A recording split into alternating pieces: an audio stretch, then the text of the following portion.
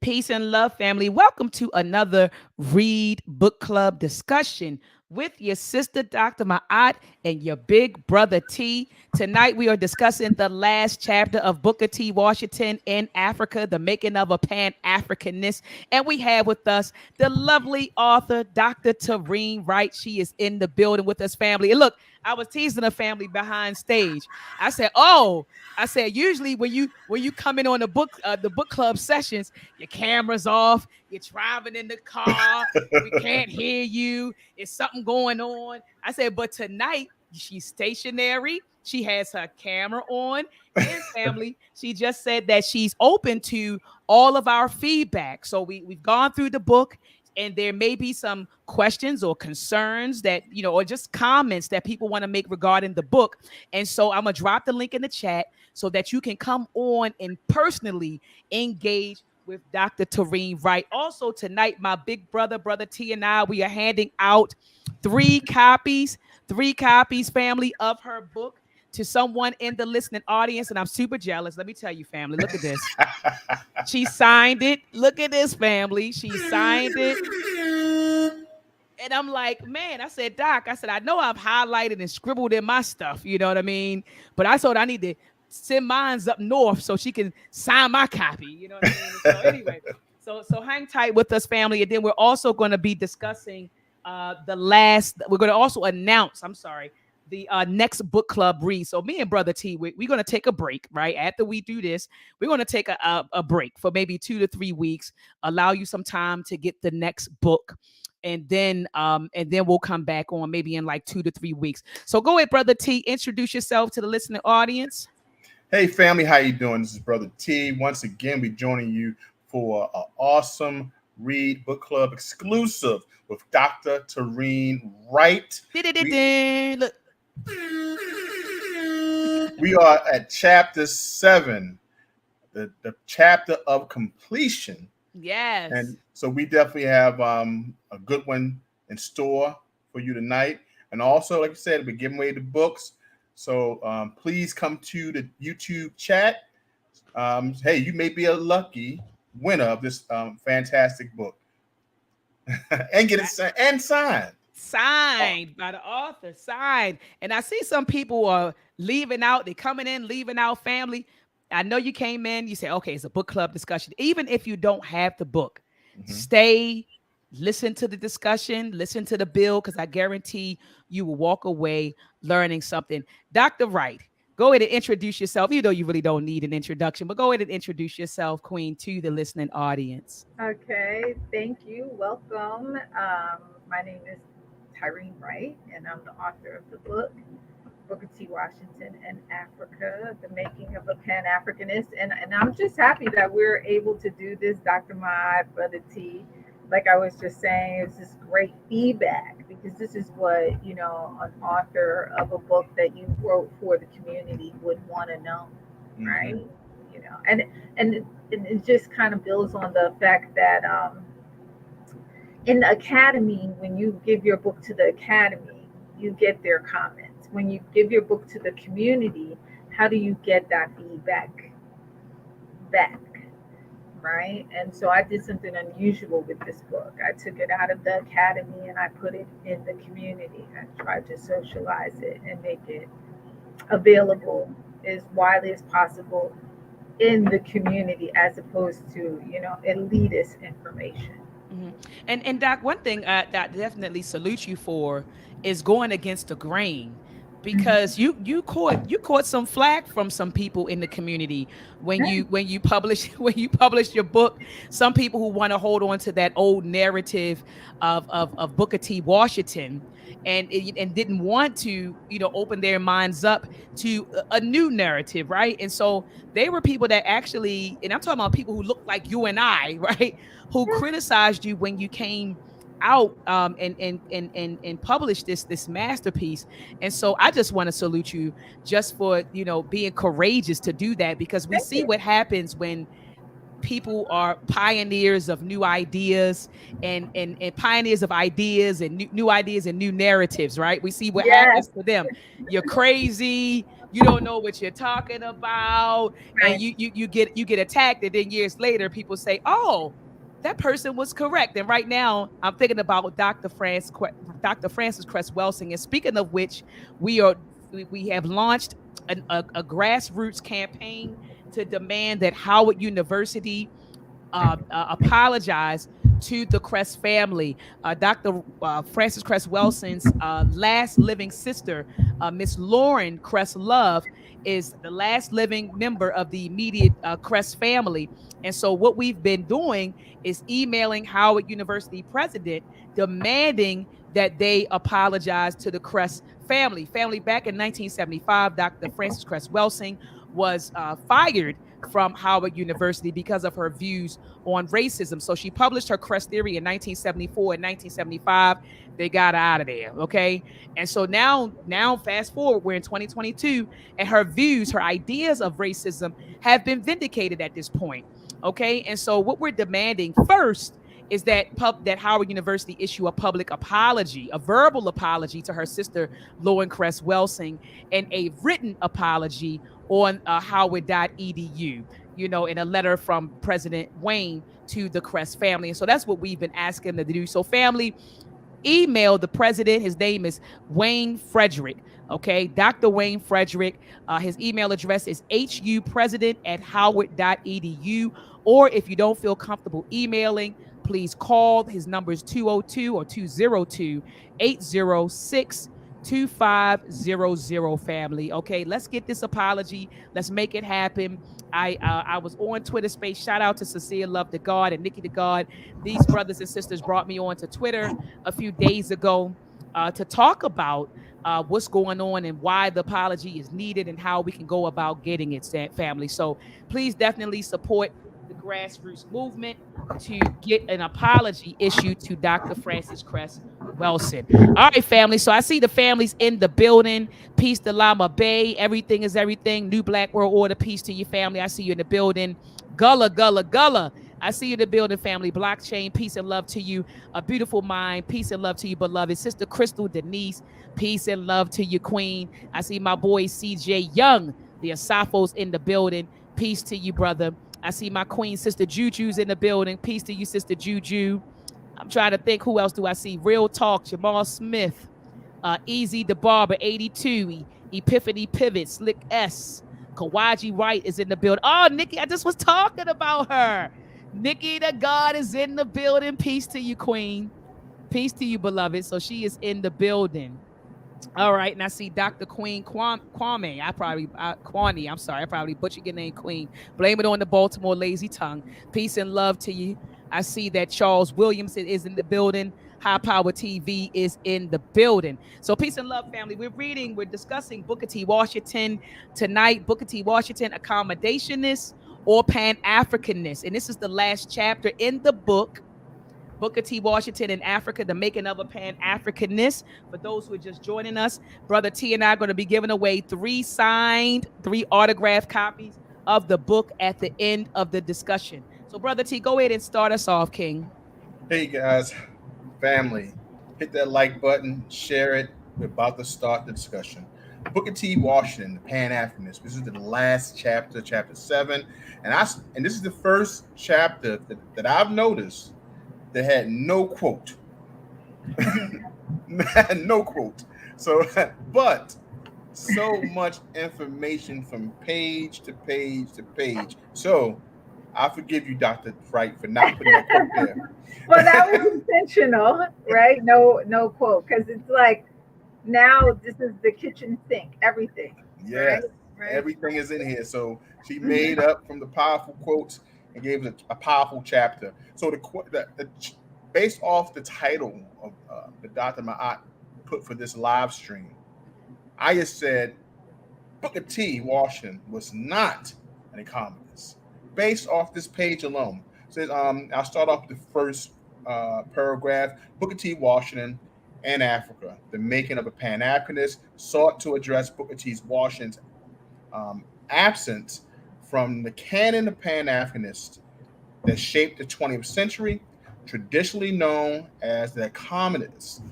Washington is excluded, and the Tuskegee model his gift to African people, ignored.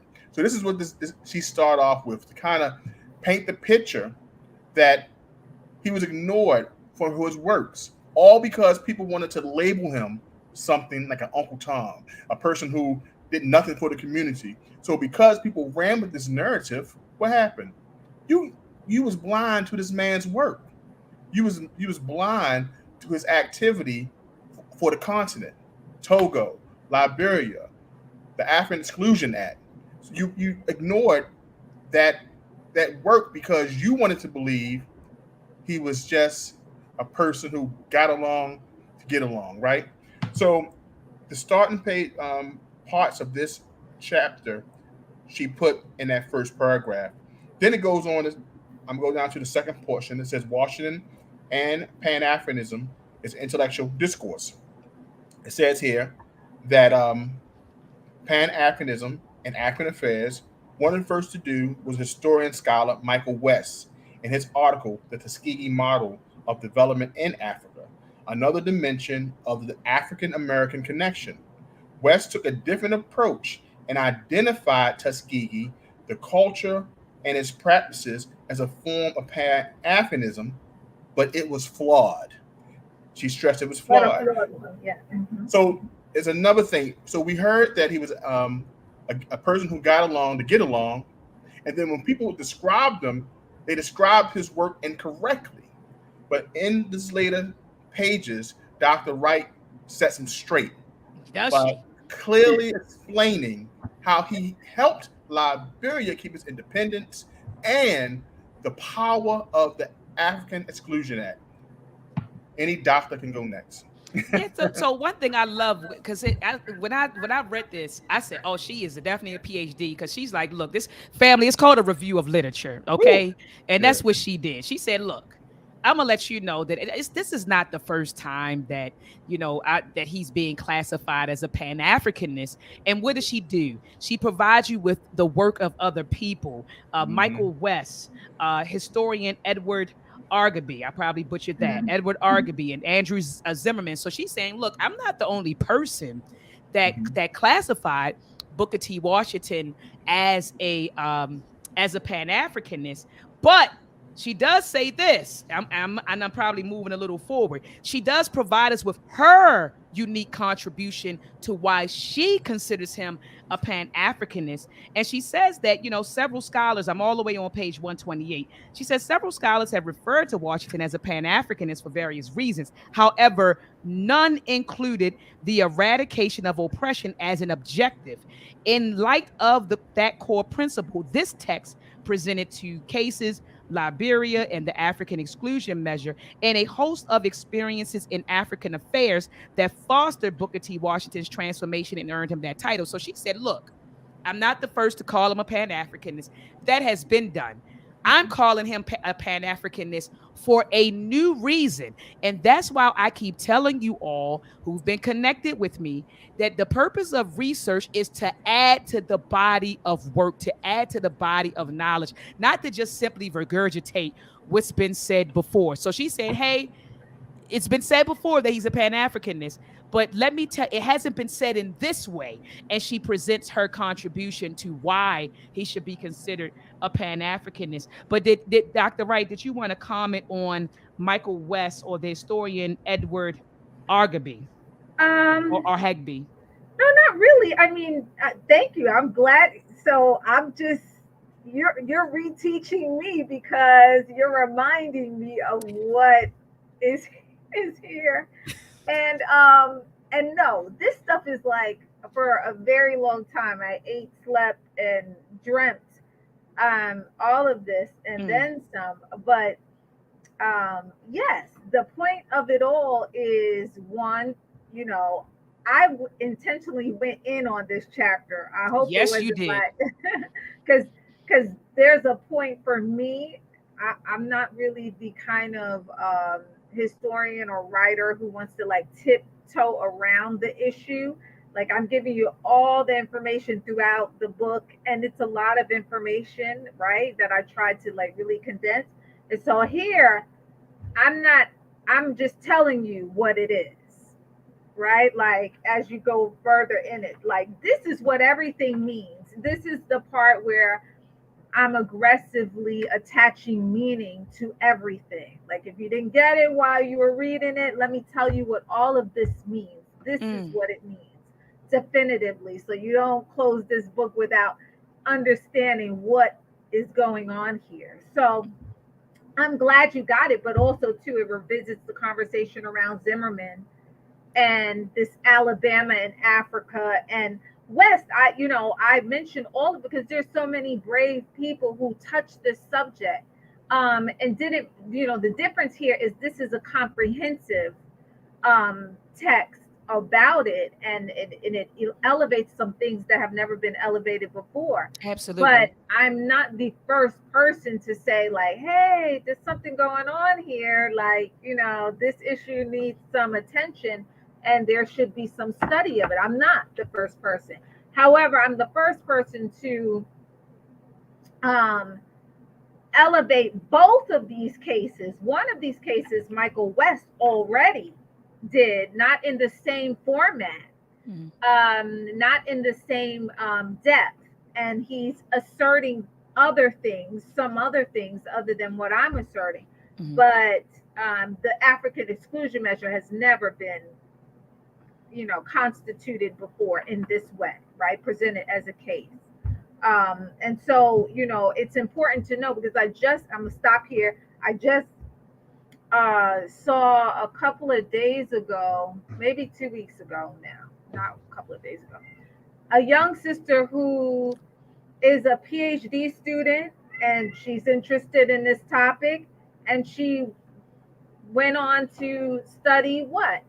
Tuskegee's role in the Togo. And I'm like, so it's a little misguided because if you understand once again what Togo is, and the only reason why we keep going back to Togo is because Europeans, a white man wrote a book about it, and it was something that was elevated by the European colonial context, right? I mean, and other than that, there's really nothing for you to go to Togo about. And so people who think that they're discovering something keep going to the Togo. And Togo, as you all now know, is the least of what was going on with Washington, Africa, African nationalists, and everything. That's the least. That's like the low Absolutely. point, right? That's so if you had to have a climax in the story, that's the low point in the story, in the trajectory of his development, right? The greatest parts of the story are after that. So, Absolutely. yeah, this chapter reiterates all of that. I hope. It absolutely did, and that's what I loved about the chapter. Hmm. It reiterated some things, and it emphasized some things. And so with Michael, so I know family, you heard us mention Michael West, and so as Hmm. Brother T stated, he wrote two articles. No, one article. I'm One sorry. article. The Tuskegee model of development in Africa, another dimension of the African American connection. And so she says that West effectively argued that Tuskegee fit the standard concept of Pan Africanism when defined as the interaction and interconnection, cultural, ideological, organizational, and personal between what Garvey liked to call Africans at home and Africans abroad. And so he concluded that the Tuskegee model, combined with Washington's attempts to export it to Africa, is why Tuskegee must be regarded as an expression of Pan Africanism. She says, however, his critique also acknowledged the pitfalls of Pan Africanism, like other nationalisms, in that it can be employed as an instrument of oppression used to promote the subjugation of African people. So she goes on to mention another person, a historian by the name of Edward Hegby. Hmm. Okay. She said that he also called Booker T. Washington a Pan Africanist in his article, African Americans in the Defense of African States Against European Imperial Conquest, Booker T. Washington's diplomatic efforts to guarantee Liberia's independence from 1907 to 1911. And so she talks about how he bestowed the title of Pan-Africanist on Washington because of his efforts in the Liberian crisis were in line with the Pan-Africanist struggle for African independence, and ultimately declared Washington a proponent of racial African Pan-Africanisms. And then you conclude this discussion, Doc, with Andrew Zimmerman, the author Mhm. of the book Alabama in Africa, and how he referred to Booker T. Washington as a Pan-Africanist due to his role in Togo, West Africa.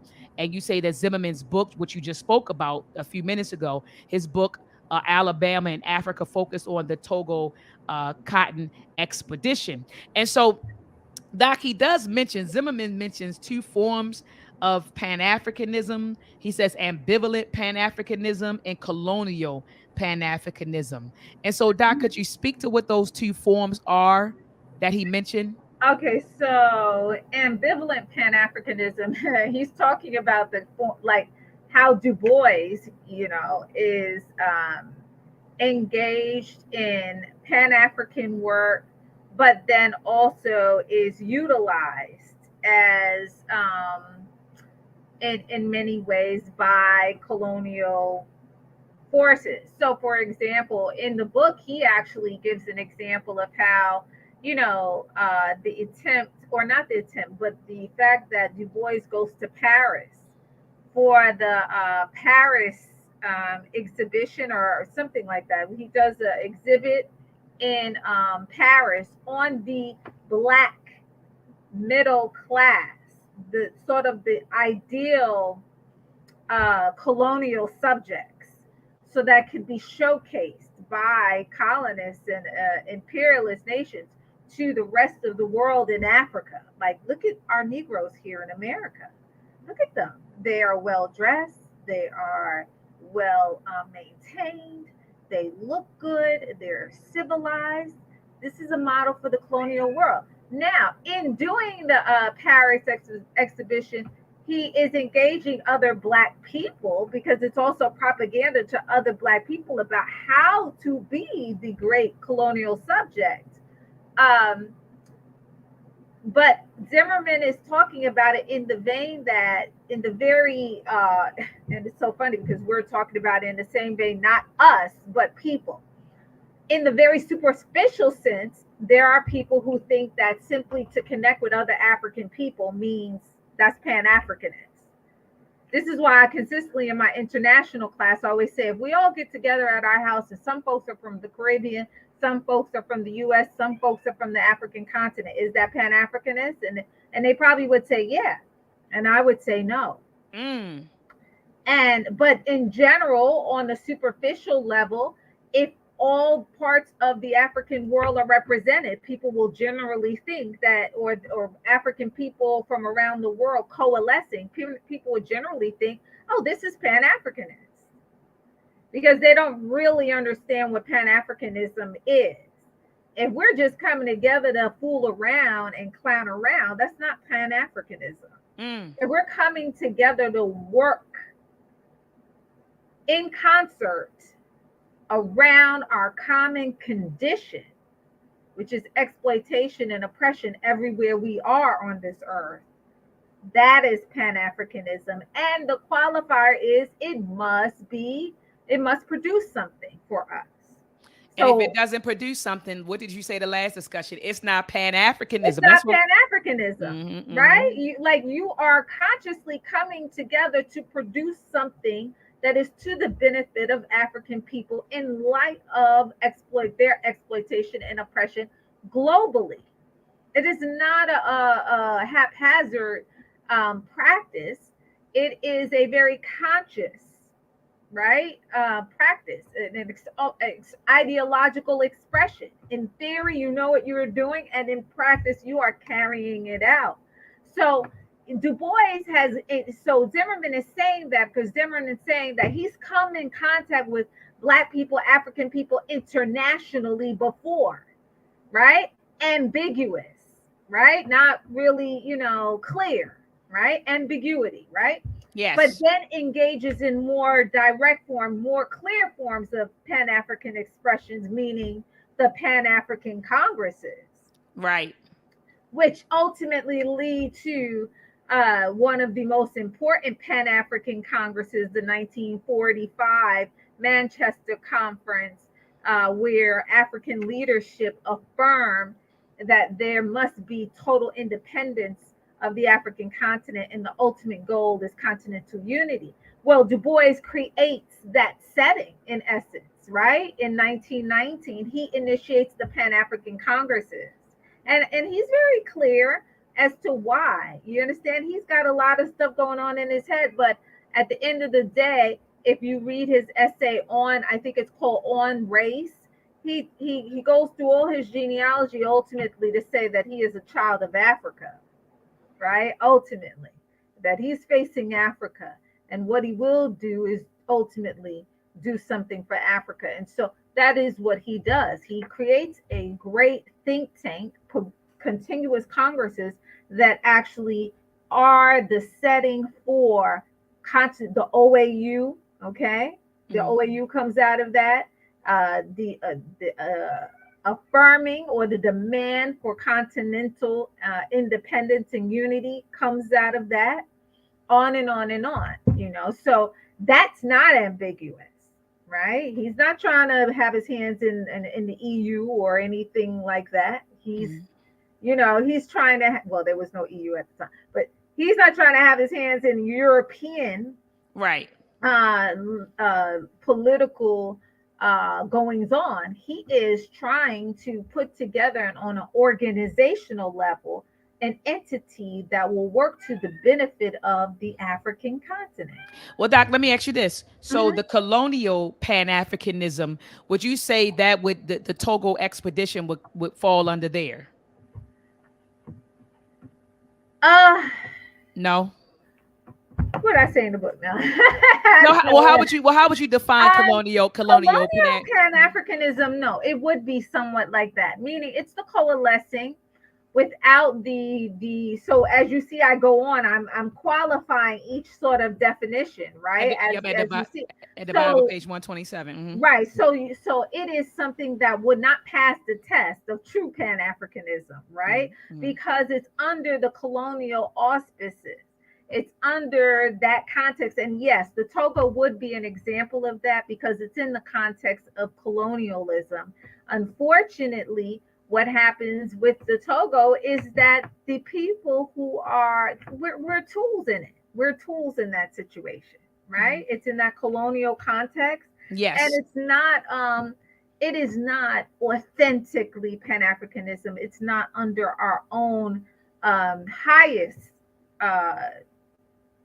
volition and ideals and expression of those things, meaning that it's not a reflection of that, right? So I would say that. Let me see. Where are you at? Page 127. The bottom of page 127. You define both of them. Okay. Yeah. Colonial Pan. Yeah.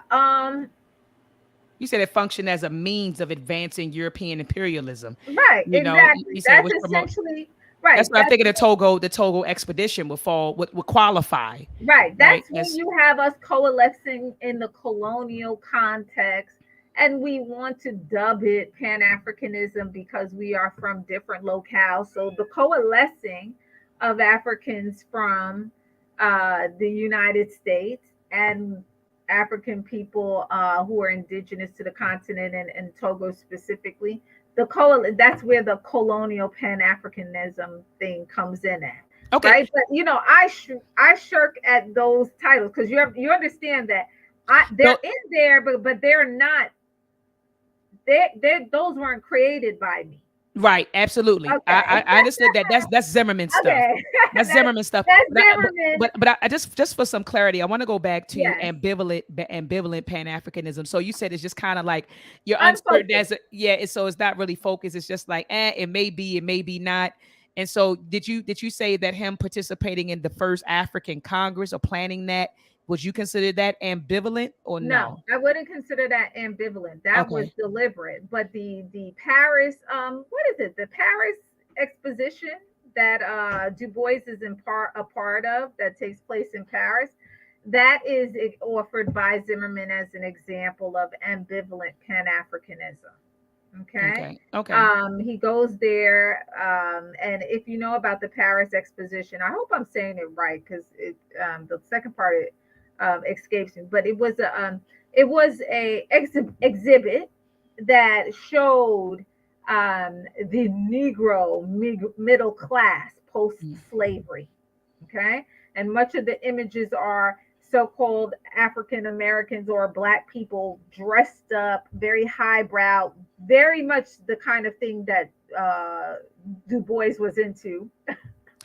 Okay, because Du Bois Right. was, into this whole, um, pomp and circumstance and wearing the you know, high hats and everything. Well, he He was was raised. just. He was raised up north, with, educated at Harvard. So I can only imagine. Well, Uh, yeah, and there was more going on there too. I know somebody who knew him. Can you imagine? I know I worked with somebody who actually knew him. Okay, this wow. man is, I don't even know if he's still alive, but he's like 90 something years old.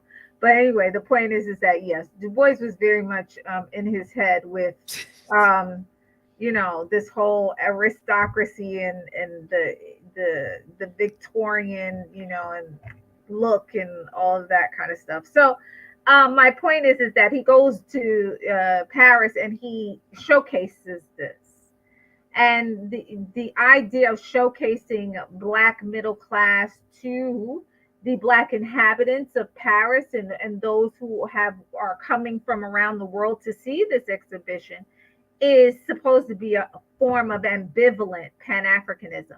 But let me just say this, because my contention is this: I wouldn't define any of these things as Pan African. I wouldn't waste the word Pan Africanism on any of Right, them. or any of that. Yeah, Okay, that's so what I. Yeah, yeah, I yeah, hope you yeah. get that point as I go on. That like Absolutely. Yeah, none of absolutely. this is Pan Africanism. Absolutely, absolutely, Doc. And I didn't when I read that, and that's why I asked you about it because it was just Hmm. unclear to me when I was reading these definitions. I was like, "How is this Right. Pan Africanism?" But so that's why I wanted to throw that out there. And so, family, moving on to page 126, she Hmm. mentions this her unique contribution to the work regarding classifying Booker T. Washington as a Pan Africanist. And I just want to reiterate that she mentions that several scholars have referred to him as a Pan-Africanist for various reasons, but her core reason is the eradication of oppression as the objective. And so she moves on to mention Nana Dr. John Henry Clark.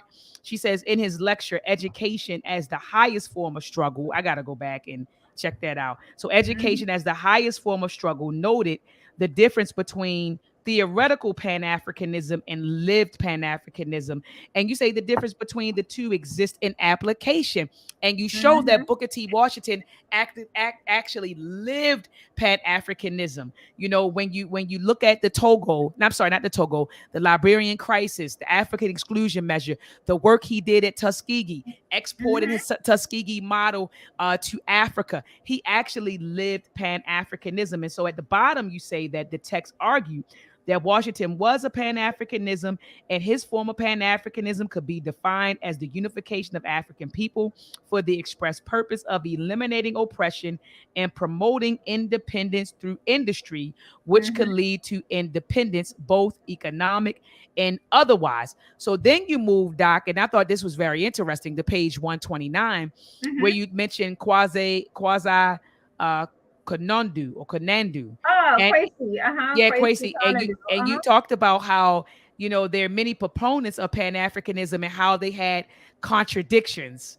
And so Hmm. I thought, Doc, that was very interesting when it's a quote on page 129 Hmm. from him where he says, the voices of 19th century nationalists such as Martin Delany, Edward Blyden, Alexander Crumble, Bishop Henry Turner, and George Washington Williams, it says, reflected Pan African nationalist sentiments while holding at the same time ideas that underpinned the accommodationist outlook. You said, for example, due to their ambivalence on the question of identity, Cromwell, um, Uh-huh. Turner, and Delaney combined a strong affinity for Africa with an equally stronger, if not stronger, commitment to becoming fully American. It says, Yeah. thus Cromwell attempted to Christianize Africans and introduce them to Western ideas. So I love that Mhm. you talked about how these people were, preaching, right,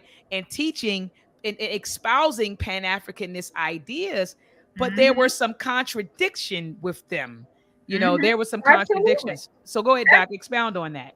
So, well, let me just go back to something else, though. I went not something else, but related, right above where it said Washington's expression of Pan Africanism was primarily concerned with action and practice. This is top of 129, Okay. rather than theory, rhetoric, and inspiration.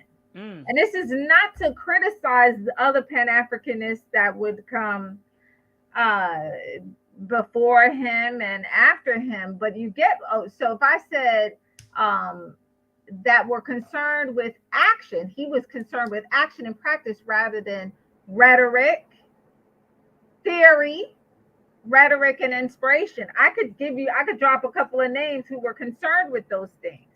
But Washington was far more concerned with his expression being something we could feel, something that was concrete, that was a concrete, because that was the state of our condition. We were in such need at the time. You couldn't simply offer this group of people just inspiration. So that being said, the rest, what I'm talking about here about the contradictions is that yes, many express Pan-Africanism, right, had contradictions that to one degree or another had an impact on how they express Pan-Africanism. Washington's particular brand of Pan-Africanism also supported the independence of African nations, but did not endorse the colonization of the African person in Africa or anywhere else. So while he did not publicly support mass expatriation of the African American population to Africa, he was a diligent supporter and spokesperson for Liberia during the crisis. And so, essentially what I'm saying is that, for example, if people don't know, I could direct you to it, but I probably won't because it's unfortunate. Garvey, his form of Pan Africanism is mass organization, organizing African people throughout the world, and he is attempting to duplicate the Tuskegee model. This organization is going to have multiple industries. But one of the things that Garvey is wrong about is that if you know or you've had a close reading of Garvey's philosophy, he does talk about colonizing Africa. Okay, very problematic. Okay, this is not something we can ever afford to even think. Okay, this is not, and Washington was very clear about that. Okay, this is why you see him privately sort of shake his finger at you know uh, officials in Liberia, like shame on you, right? Like like I know what you're up to. Do you understand? You went to Africa with this thing in your head that you're gonna be white in Africa, basically. I'm just keeping it real right now. No, that's fact. That's a fact. That's what they And you went over there acting like white folks. right, and This, you're gonna marginalize the indigenous African person. A lot of people. I know a lot of people now who travel Africa, and there's two different type of Africans from the diaspora coming to Africa. Come on. There's those of us who are there because we are African and because we want to connect with the African continent and its people. And then there's some who are there because they can be racially ambiguous in terms of the identity and play white in Africa. play white, right? Oh, absolutely. Don't Well, don't get me started. as you Huh? as you was mentioning on page 127 when you talked about colonial Africanism, I kind of felt that as soon as you mentioned the racial adjustment model of Mm-hmm. what African Americans are, I thought about the American Liberia, how Yeah. they took that, as you just mentioned, the colonial a colonial mindset of wanting to take over of the indigenous Africans in that land. So I wanted you to explain a little bit more of the racial adjustment, because I kind of looked at it as my explanation of it was let me What page are you on? You're on 132. Is this when you when I 128. talk? Okay. 128. Let me read it from where from where when I saw that point. The Okay. colonial Pan Africanists also functioned as a means of advancing European imperialism, which promoted the New South and African American people as an elite labor force. Okay, but then Hmm. essentially the promotion of the African American, there was a model of racial adjustment. I wanted you to explain the racial adjustment there, because The that was the making of the African American. What was it? What was it? What would you mean by racial adjustment? where are you at on 128 in the One first twenty eight. paragraph? Yeah, the first sentence, 128 at the top of the bottom. the top. Let me see something. It comes from 127. Let me see if we can follow the last chapter, last line. Essentially, the promotion of Afro American that was the model of racial adjustment, the definitions and the forms of Pan Africanism asserted by previous scholars have generally been devoid of the special, I'm sorry, the very essential commitment of eradicating oppression and advancing liberation, with the exception of the definition asserted by Edward Ergo. His last name was Edward. Yeah. Okay. So All when you right. said racial adjustment, what does that mean? Well, essentially, I mean, adjusting. So, first of all, the whole colonial Pan Africanism thing, and I'm glad you're asking again because this is what the whole idea of that is. Um, it is a recreation of a so let me say this. The cotton that got produced in American South, and you have to understand that the American South was infamous, okay, for what it did. It created a system, first time in the world, perpetual enslavement. It also created a culture, plantation culture. I allude to this in chapter 4, where I actually engage the Togo expedition in full, right? Not the whole thing, but the important details. I give you context through which it took place. Um, the cotton produced in the American South and the culture that came out of it was coveted by the rest of the world. In other words, like this vehemently racist context where people that black people, that African people were forever subjugated through, was coveted by the rest of the Western world. Okay, they wanted to be like America. The Pope wanted cotton from South Carolina. Okay, made by Southern Negroes. You understand what I'm saying? Uh, this and you also see remnants of that when I talk about how the Germans wanted, they had Volk culture or something like that that they wanted to implement, which was basically like, terroristic white domination of black people. And they wanted to recreate the American South on the African continent, along with plantation life, and even have the benefit of producing some of the best materials, raw materials that'll be, transformed and processed for the rest of the Western world.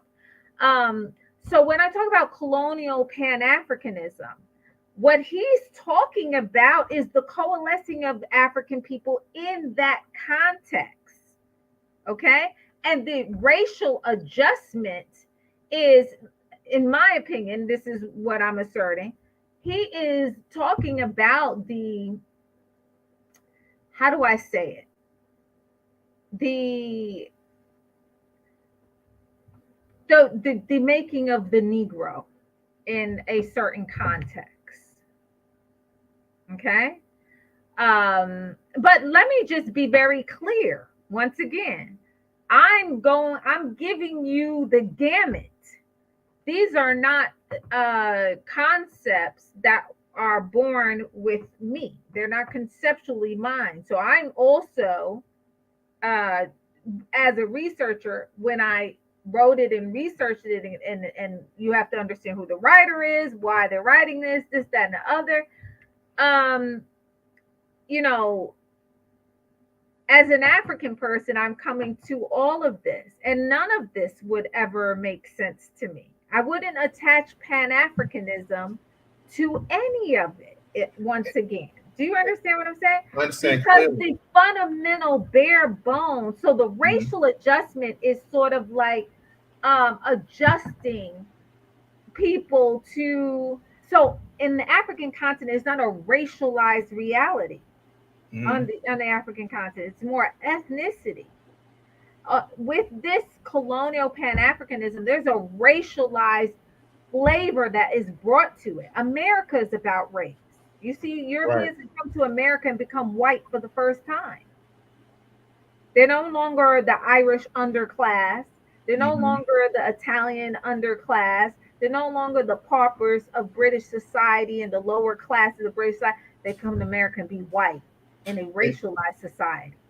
So mhm. ex- bringing that racial adjustment, That's making that adjustment because they wanted to create in Togo the Negro so and that. Negro culture. Mhm. Okay, it's a very diabolical kind of thing because imagine who would fantasize about recreating what happened and what existed here in America, the Mhm. brutality of it. They wanted all of it down to the material production of it. Right. You get what I'm saying? You know, so I Right. mean that's the best And way it, I can get because explain.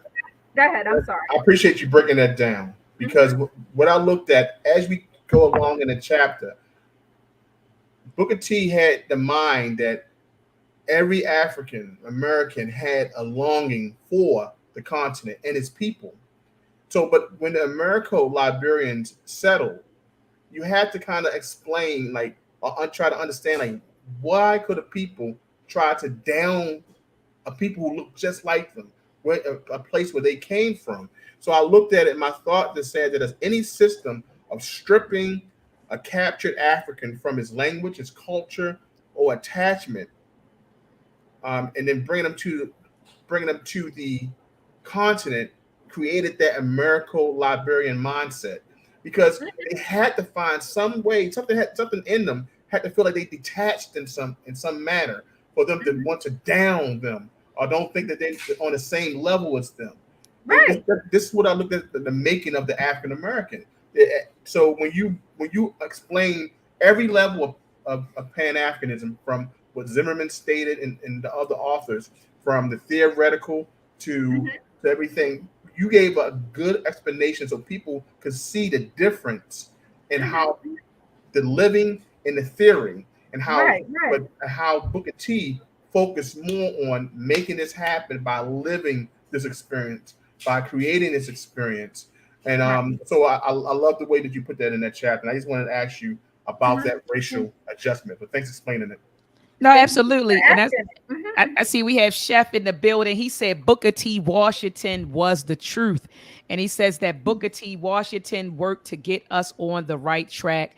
Bottom line, Joel Armstrong said, bottom line is Booker T. Washington and many of those in his day knew how to stay on code.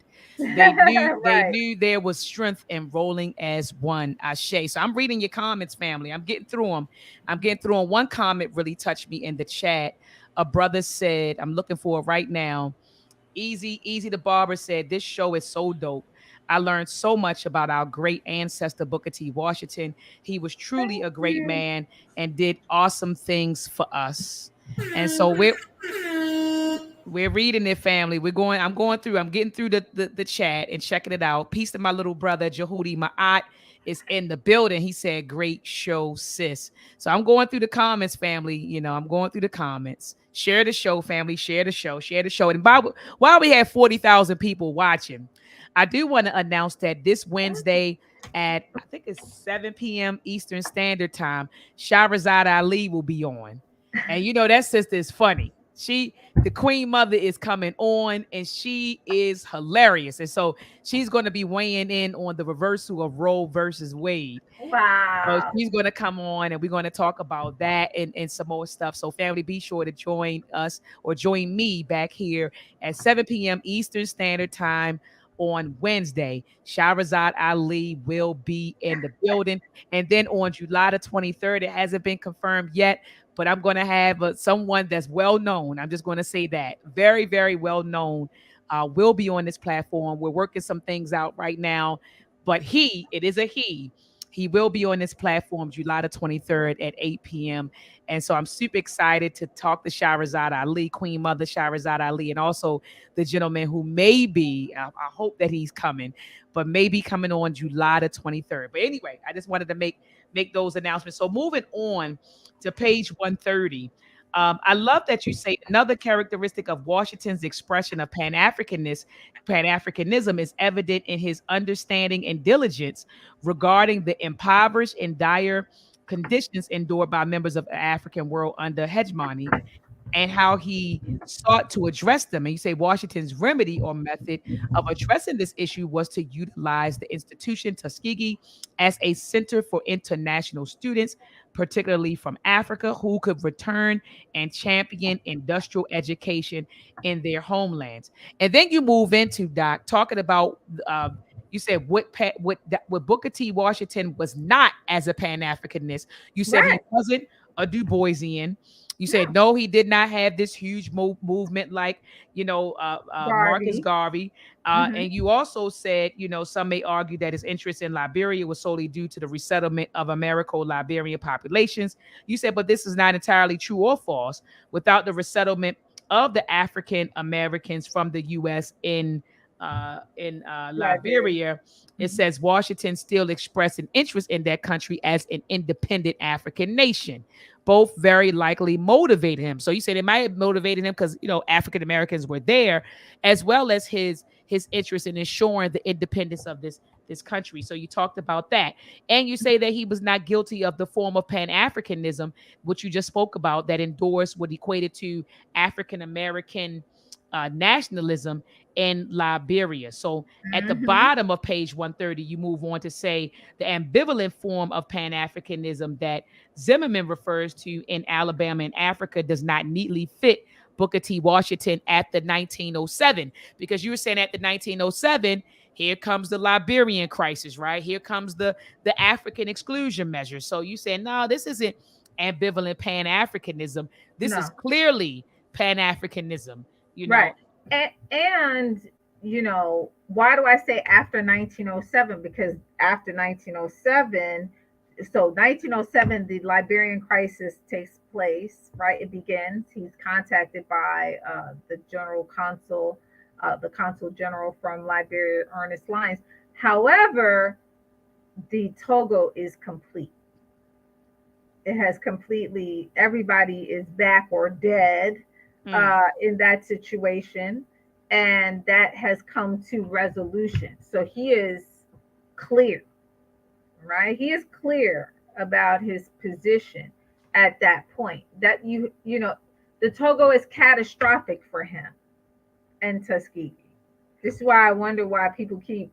It just lets me know how short-sighted they are in the scope of the subject matter, because it's a blip in a point in time. However, don't get me wrong, it has a major impact in shaping his posture on the African continent and how he knows he must move thereafter. Okay, this is why he's so deliberate and understands the posture he has to have in terms of Liberia, right? 1907 on. He understands. He understands that his posture on the continent in relationship to African indigenous Liberians and African people who have been resettled from the US and survived slavery in Liberia. He understands the fine balancing act to the degree, and I know somebody who was critical of this but hasn't read the book. Um, was saying, oh, well, Washington's role in Liberia is just, that whole African American Liberian BS, African American nationalism, in essence, really, the person is saying. And that's the position. And no, not at all. If when you get to the recommendations in the Liberian crisis, that's not the case, right? Because what he says up front is this: the indigenous Liberian, what, has a legitimate grievance. I'm paraphrasing, um, in Liberia, that to resolve that the conflict between the Americo-Liberian and the indigenous Liberian must be resolved because the indigenous person has a legitimate grievance against the Americo-Liberians who have a monopoly on the power and marginalized, have a monopoly on the political power and marginalized and set up systems of discrimination against the indigenous Liberian person who has never been displaced. For him to take that position lets you know he doesn't have the typical Americo-Liberian position. And then it speaks to this issue of African American nationalism, which we do have going on. And I will say, shout out to a scholar who said to me, you had better define it, because if you don't define it, somebody else will. And so I do define it here, um, or give you some understanding of what African American nationalism is, and it is what you see in um, Liberia with the Americo-Liberian population. It is what you see when we go abroad and we assert ourselves. Let me just give you a quick personal story. So I lived in West Africa. I lived in Senegal. I have familial ties. I was having a conversation with a handful of so-called African American women who were also living there for different reasons. They were working for non-governmental organizations, working for educational institutions, and stuff like that. Anyway, I was there in a conversation, and one of them said, they began to complain about, some of the tensions with around culture, their hair, getting their hair done locally, this, that, and the other. And then one of them said, but no problem. They don't like us. Talking about Senegalese women. They don't like us. They don't like the fact that we're wearing our natural hair. But that's okay because we trump them in nationality. And I was like, whoa, wow. That's how you feel? You trump them in nationality? Wow. Yeah. So, She took her American mentality to Senegal with her. yeah, and you That's what living she. up in here, the whole nine and everything. And don't get me wrong, I get it. I was, it's a interesting back and forth, because what these women were saying is that the Senegalese women were complaining about African women from the diaspora, particularly them, going into these salons with their natural hair. And many of us, myself included, I opted not to learn French. I learned Wolof. So we could speak the local language. We could understand, at least on a rudimentary level, some of what was being said. And essentially, one of them had, in a conversation, one of them said that, while they were doing her hair, they're speaking Wolof and saying, you need to get a perm, you need to this and that and the other. And we were having a conversation about that. In other words, they were saying, like, these women who come here, they don't whatever. Now, for us, we know that that's another conversation for us out here, right? So educated African women in the diaspora, that's a particular thing with us, to wear our natural hair. Okay. But it's not valued in that context where the women are interested in being very French, although in Africa.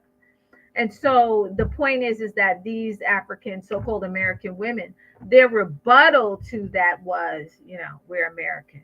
We trump you. And look at the term Trump on top of that. First of all, Right. Trump matters, he's still just regular, raggedy Trump at that time. This is in the early 2000s. But they said, we trump you in educate in nationality. And I was just like, wow, that's the Yeah, the mentality that she brought with her. That right, she brought right, with her. right. Absolutely. Right. So we're better. So you may think that you look better, or you may think that your hair is better, or that you're willing to perm your hair, and we're not. But we trump you in nationality, and we hold a space of exceptionalism almost in this, even though we're in Africa. Do you get what I'm saying? Absolutely. Yeah. So that is expressed there very much, and I think it's I come from the group. We come from the group, okay, that should be critical. I think my political education teaches me to not just critique and criticize other people, but to be engaged in self-criticism. Okay, and that's very important. As someone who comes from the Africans who survived and defeated the institution of slavery, to offer that criticism of us and our posture in the world was important for me. So I hope you see that what's going on there in this final chapter. Like, listen, Washington was his posture was correct. And these are some of the things that we had to critique and criticize with regard to Liberia and our posture, because we don't really understand how our relationship and our resettling there seeded conflict in the nation for decades to come. Mm. Okay, it is the seed of conflict because it wasn't done right, it wasn't done properly. This idea that anybody should go to some place and displace the people who are there is wrong. It's wrong. Anywhere anyone is doing it. I don't care where you're doing it at or who you think you are, whether you think you were there last year, 10 years, 2,000 years ago. No, right. No, you're wrong. You Right? did. You're You wrong. did wrong. And I love how at the bottom of page 132, Mm-hmm. you do, because on 132 and 130, well, 132 to 134, you Mm-hmm. are rehashing, what you spoke about, or reiterating what you spoke about regarding like Mm-hmm. the Liberian crisis and the African exclusion measure. Mm-hmm. And I love how you say at the bottom of page 132, you said, okay, look, in the Liberian crisis, you Mm-hmm. know, Booker T. Washington did what he sought out to do, and that was to maintain the independence of Liberia. You saying, hey, he didn't have any foresight on what the deal or whatever he structured. He didn't know what was going to happen as a result of the compromise that he made. But you're saying, hey, he did do what he did accomplish what he set out to do, and that was to maintain the independence. At the bottom, I love how you talk about, look, the scope of your research. You're like, look, I mentioned the Liberian crisis, and no, I did not offer a full discussion on the problematic circumstances produced in resettling Americo-Liberian population in Liberia. You know, that Mm-hmm. was beyond the scope of the scope of what this book was, the objective of this book. You know what I mean? And Right. so I love Mm-hmm. how you put that there.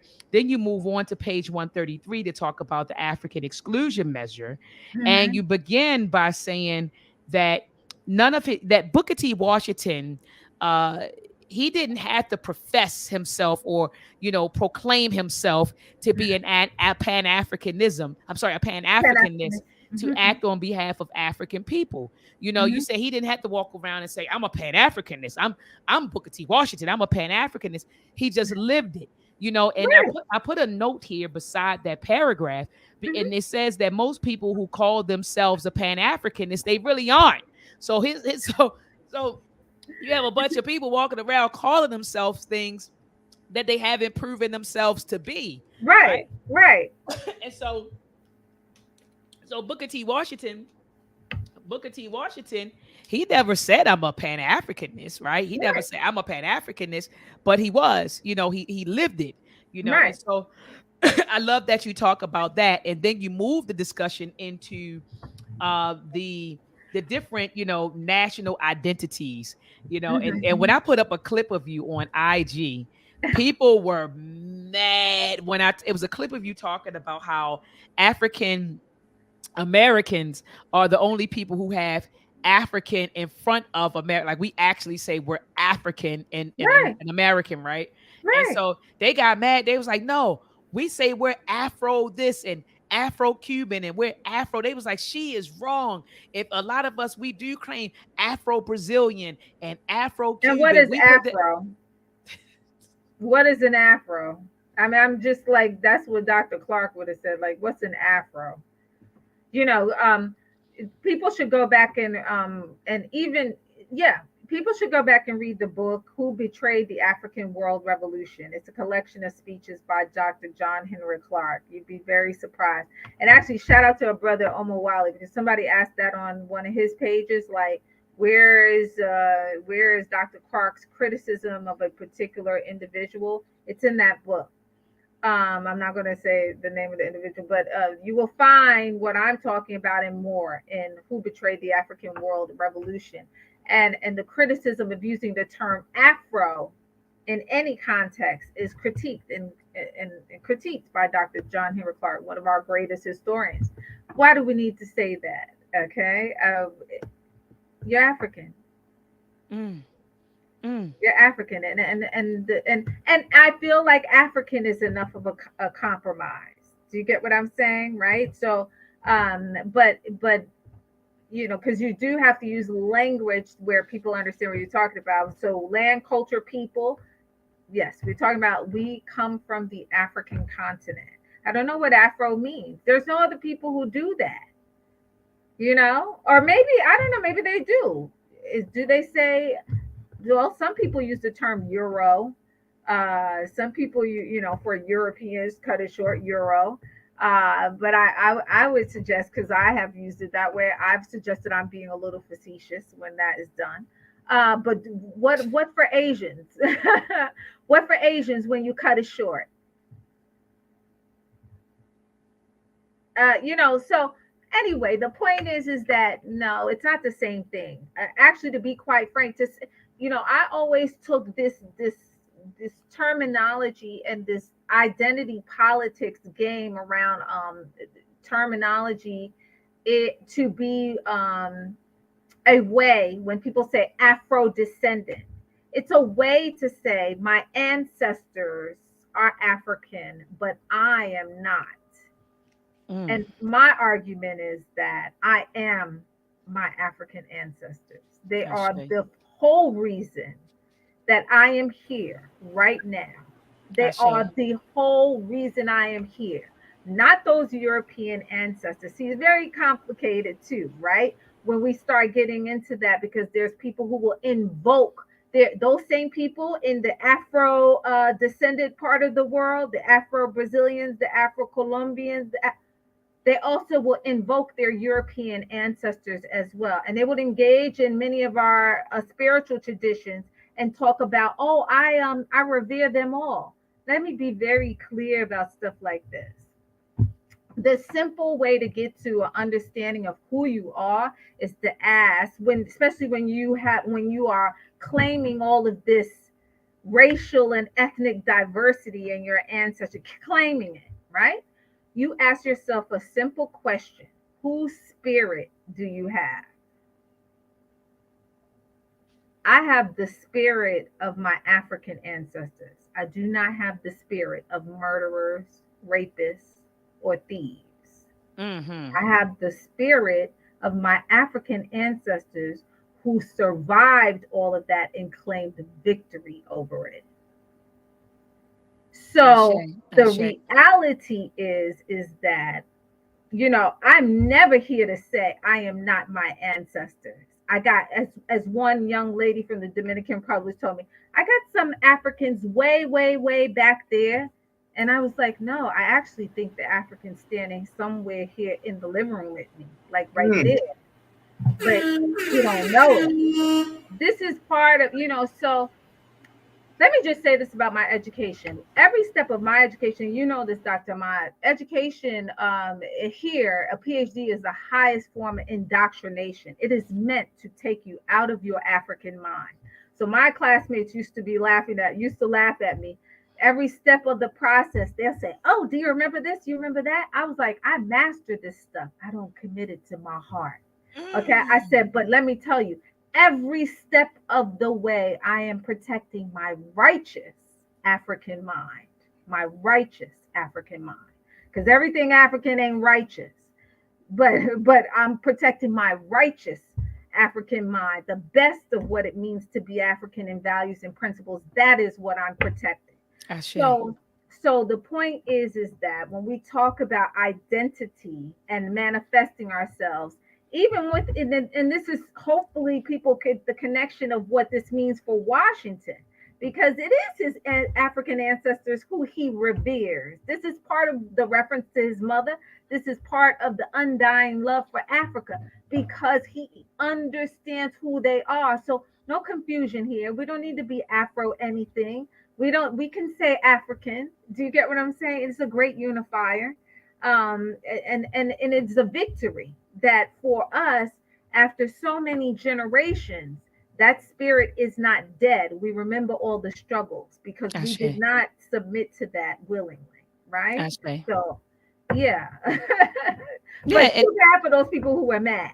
yeah, they were pissed. It's a whole bunch of I'm going in, brother T, under the comments, and then after a while, brother T, it was so many comments. I was like, look, I ain't got time for this shit. Well, then maybe they I should just just say, say African. right, facts, doc, facts. But they were mad at that clip. That clip went viral. I think you up to probably like 50, 60,000 views. Well, good. I mean, you know what I'm saying? Because listen, I'm gonna just be very real. The Brazilian passport, the Colombian passport can't take them around the corner. So here we are, as we got so many issues. I was listening to some F, what is it? FBA, you Foundation know, of Black American. some, yeah, some stuff like that. As many issues as we have, and in spite of my own political education, who and faction that was pushing for us to say Africans in America, I will still say that African, so-called American, that hyphenated identity is still closer to Africa than any of the Africans in the diaspora are, right? And yes, our ancestors, our ancestors gave us the most powerful passport on the earth right now. Okay. But that was given to us by our African ancestors, right? 14th Amendment to the Constitution, fought for by no one else but the African people who fought and survived the Civil War. Okay. Now everybody comes to America and they get the benefit of the 14th Amendment to the Constitution, but that comes out of our African freedom struggle right here. Okay, and so yes, we can still say African and invoke that American passport, because to be quite honest, in terms of American citizenship, that's probably the best that it's going to get. Mm-hmm. Your Mm-hmm. license to the rest of the world, because in America, you're going to still have some problems invoking the very Constitution and protection of your life. That's a fact. And that's a Okay. fact. That's a fact, Doc. And so on page 134, this kind of speaks to what you were just saying.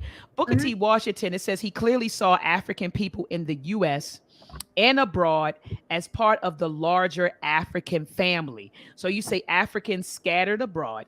This is why he argued in the story of the Negro that he said there is, however, a tie which few white men can understand, which binds the American Negro to the African Negro, which unites the black man of Brazil, the black man of Liberia, which is constantly drawing into closer relations all the scattered African peoples, whether they are in the old world or the new. I have rarely met an American. I'm sorry, I rarely met in America any one of my race who did not, in one way or another, show a deep interest in everything connected with Africa. The millions of Negroes in America are almost as interested, for example, in the future of Liberia and Abyssinia as they are in their own country. There is always a peculiar and scarcely definable bond that binds one black man to another black man, whether in Africa, Jamaica, Haiti, or the United States. And so you go on, Doc, on page 135 to say that the African exclusion measure is evidence that Booker T. Washington, the Pan Africanist, was not only interested in the welfare of continental African people, but African people in the Caribbean, Central, and South America as well. Doc, after reading this book, I don't know anyone who could deny that Booker T. Washington, in fact, is, I don't like to say was, because I always speak about our ancestors in the present tense, because I believe wholeheartedly that they're omnipresent, but is a Pan-Africanist. Because you're right, that the African exclusion measure in itself, you Mm-hmm. know, shows that Oh he was yeah. concerned about, African people globally, Right. not just in America, not just on the continent, but throughout the Caribbean, the Right. Caribbean, the Central and South America. And so I, again, after reading this book, I can't see how anyone could say that he wasn't. Brother T, you want to jump in? Just understanding that that was his last act in Yeah. 1915, it put the period where it needed to be placed, because it just showed you his commitment. And And anyone who has a doubt in their mind that he wasn't a Pan Africanist need to understand exactly that last work and how hard he worked, how he pressed his connections, the model, the Tuskegee machine to make sure that this amendment did Did not not pass. pass, right? So the importance that he placed on it, and Mhm. like you said, if anyone has a doubt in their mind after that, he they're going mad, stark raging. Right. Absolutely. And Mhm. Doc, I wanted you to explain. This is Mhm. something that you kind of ended with before you Mhm. made your final remarks. Oh Once. no, no, no. Yeah, you mentioned that Booker T. Washington developed as a Pan Africanist. You said that there was some transformation, and you've come on when you've joined the panel. You stressed that to us that he developed as a Pan Africanist over Mhm. time. So I just Right. wanted to know if you could summarize that for the listening audience. So thank you for asking that, Dr. Ma. That's a very good question because what I and I it's important because we don't usually study people's transformation. Okay. And it's a shortcoming to us because we always have the same issues, right? How do we go? He's going from a transformation in terms of having a desire and affinity for Africa, being totally ignorant to how he engages Africa, the dynamics on the ground. So you see him educate himself. You see him engage in this dialectical relationship that is transformative to him. What do I mean? Engage in a dialectical relationship with all of the African nationalists on the continent that he is talking to. Okay. They are transforming him as much as he is giving them information that they are seeking. He is actually getting information that is transformative to him. And I believe it's in there when he starts to say at one point, I'm starting to understand more and more that the situation in the African continent is far more complex. He says that in chapter 4 than I knew. Okay, so he begins to understand the complexity of the colonial situation and dynamic, his role in the Congo Free State, which is also pushed because he is he's aware of the Congo Free State, King Leopold, and all of that kind of stuff. But it is Robert Parks who is following the details of that. Okay. And then he's, jumping in and he's saying, no, I do want to stay on this issue. And he becomes part of Friends of the Congo, which still exists today. Um, and so those are all things that are transforming him and in a process of his transformation, and it's his development process as a pan-africanist. This doesn't happen overnight. Of people coming out of enslavement, even though personally I think the man is just an unusual person. None of us were born in enslavement, so we don't even know the mental aspects of Mm. what that's about for him to even do any of this. Folks watch TV too much and have low self-esteem and don't want to do nothing. Imagine being born in slavery. Okay? I mean, the Mm. psychological impact of that, right?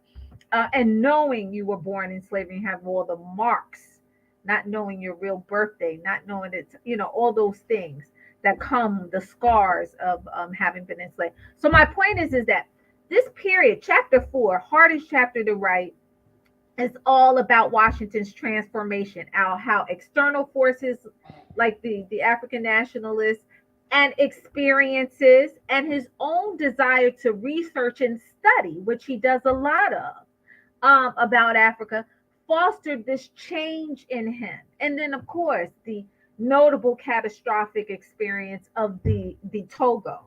Okay, those things transform him, and he comes out on the other side very clear about his posture, his position. He's well adjusted. Okay, he can't be pulled in one direction or another. He's not like a leaf in any way. He has found his footing. Okay, and he has been totally transformed, although very painfully. Okay, painfully transformed by a conglomerate of experiences. I think we should study that. This is a story about his transformation and then how his transformation benefited us. What happened? Mm. Okay.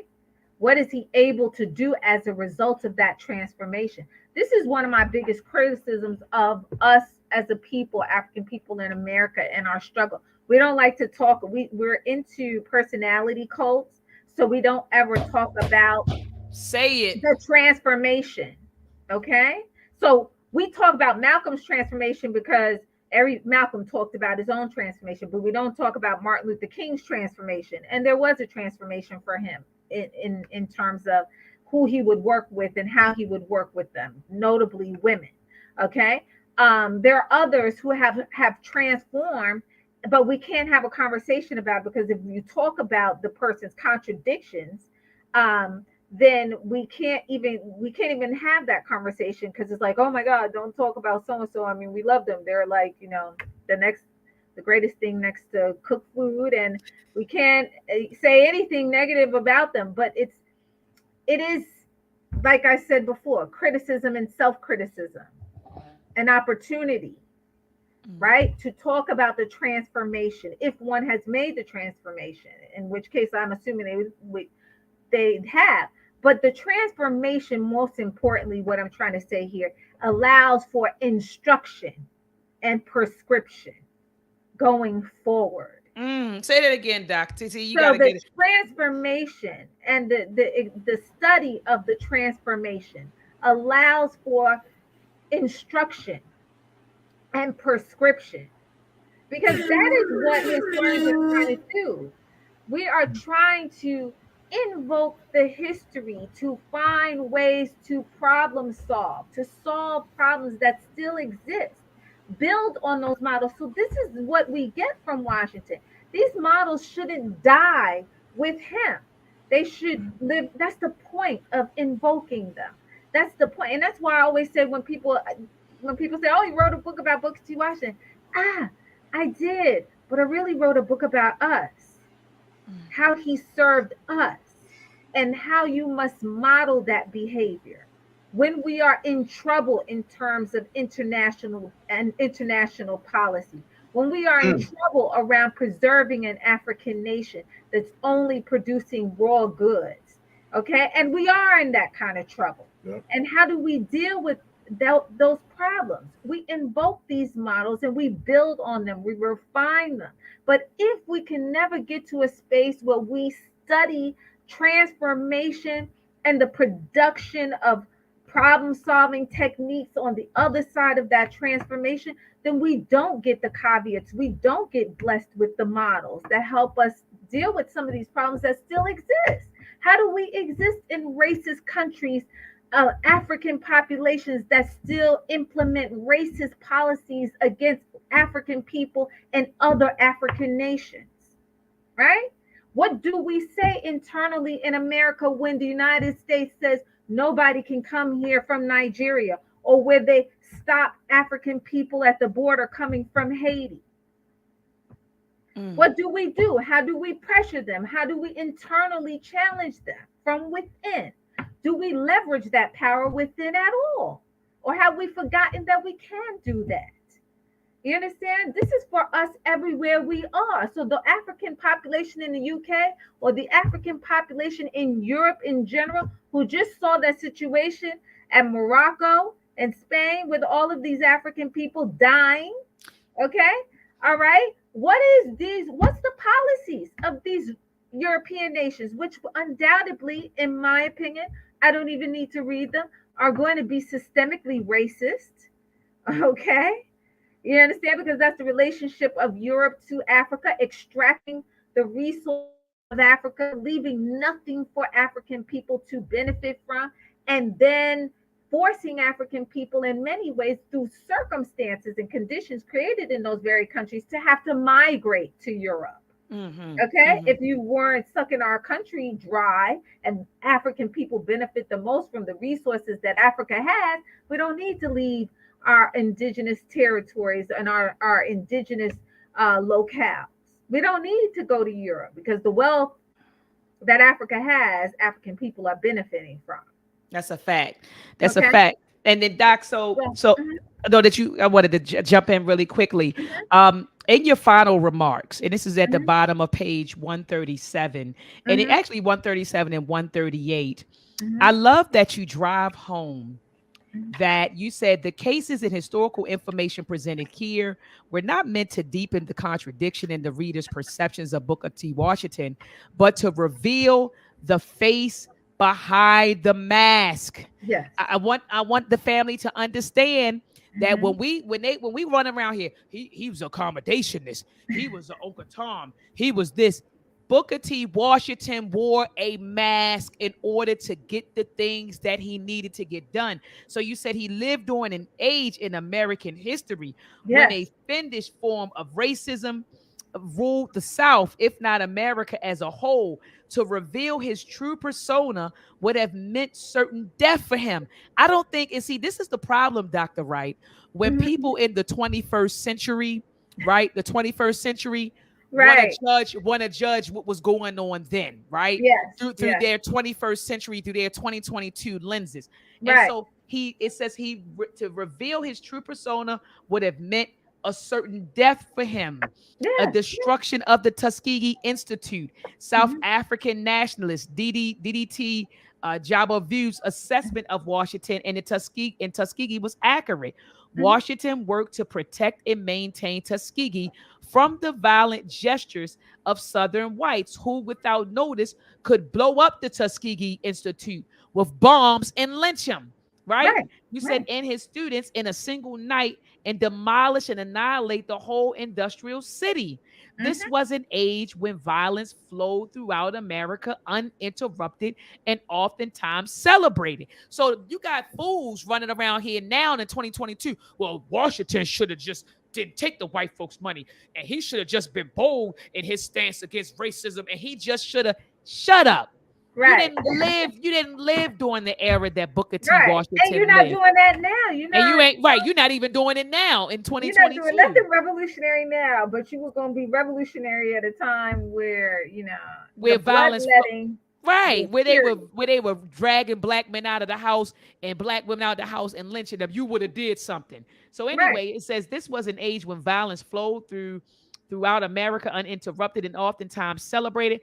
The Klansmen, birth of a nation, Jim Crow, the resurgence of the KKK, race riots, and rampant lynching in both northern and southern states define much of this period in American history. You said it is a time that the more sophisticated and politically correct America of today would like to erase from the history books. I'm glad you mentioned that because we are dealing with historical revisionists right now. And I don't know if the two of you heard that Hmm. some educators in Texas proposed changing the word slavery to Oh involuntary yeah. location. Yes. I said, what the Yes. hell is this, Dr. Wright? I said, Yes. what the hell is going on? What's Trifling. going on? It's trifling. So, you're saying that, the politically correct, what did you say? The politically Hmm. The correct most America today. sophisticated. Well, yeah, Hmm. more sophisticated and And politically correct politically America correct. of America of today would like to erase from the history books. You say, as it already seemingly has been released from the minds of the American psyche. You said it is also the age, and I like how you concluded. You said not only was this going on, but this is also the age of Booker T. However, Washington. yes. And he not only established the Tuskegee model as a powerful one, he managed to have an international voice and interest directly influence African affairs. Booker T. Washington was and still is unparalleled. Facts.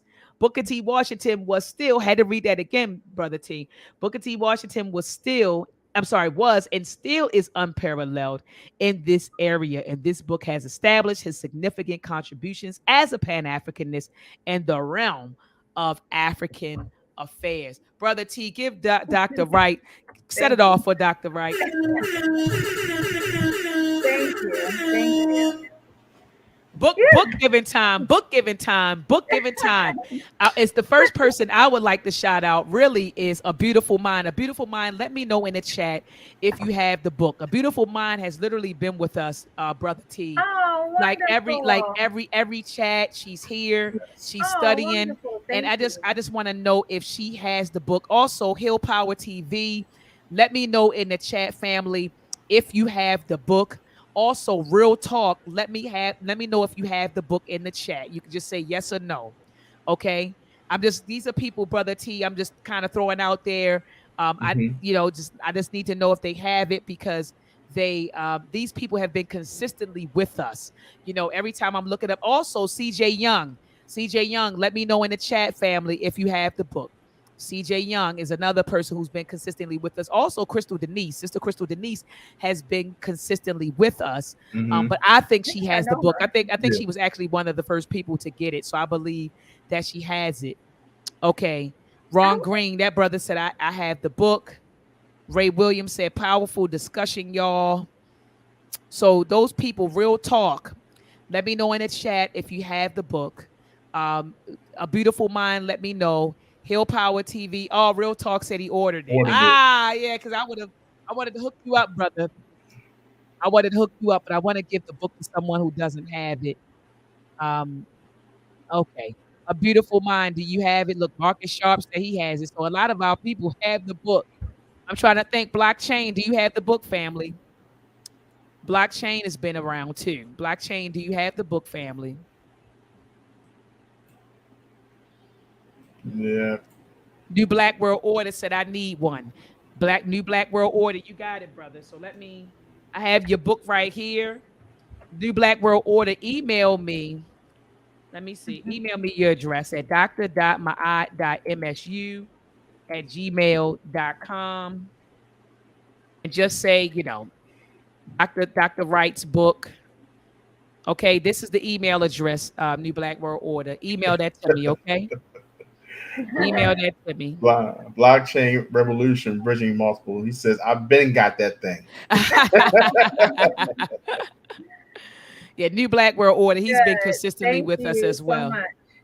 So Thank you. Ayapo Yapa. A Yapo's been with us too. See, he don't have the book yet. Okay, Oh, okay. A Yapo, where you Ah, located? Where you located, man? yeah. He said, but Because there's no I, way for me to y- get. yeah, where you located, brother? Because $15 to send it all the way to the continent. No, okay, A Beautiful Mind says she has it.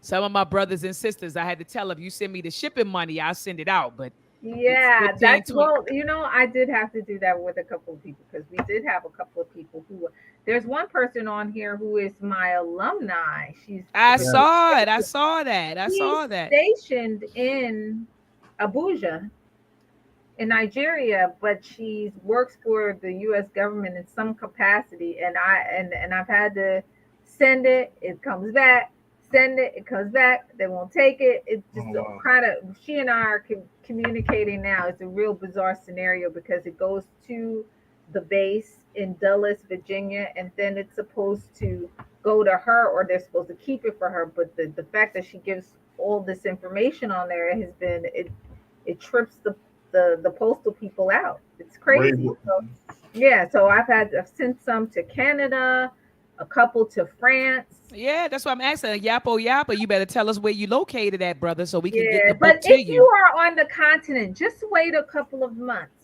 You will have the book is going to be in digital form, and you can get it virtually. You won't have to order the physical book.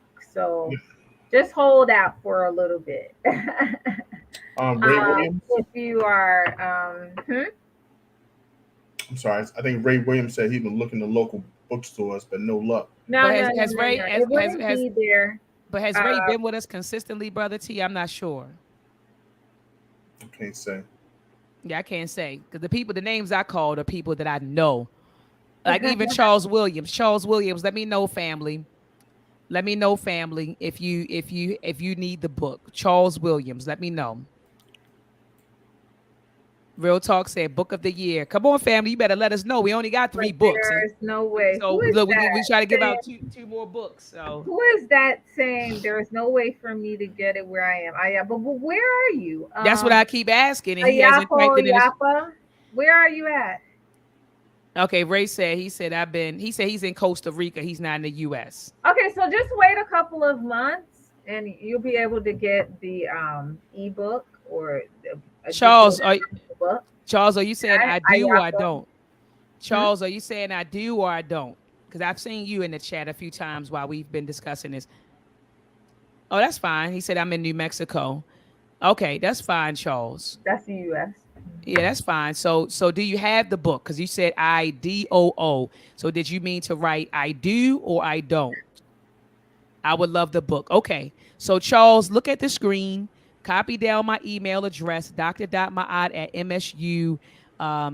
I'm sorry, dr.maat.msu@gmail.com and email your address. Okay. He said I need it. Okay. Email me your address, family. Email me your address. Okay. Email me your address. We have one more book to give out. MSU. And And please, Yapo said if you send it to his daughter, he can get it. okay, where's your daughter located, Ayapo? But Charles Williams, does he have it? No, he doesn't. So he Oh, has it he's in now. New Mexico. Okay, okay, I got you. I'm sorry. No, he has it. I'm I have slow him in the down. in the comments. So I have New Black. I have a book for New Black World Order, a book for uh Charles Williams. And T, you want to give yours to Ayapo? Yeah, did he say where his daughter's located? Where's your daughter located, Ayapo? Tell us in the chat. Where's your daughter located, Ayapo?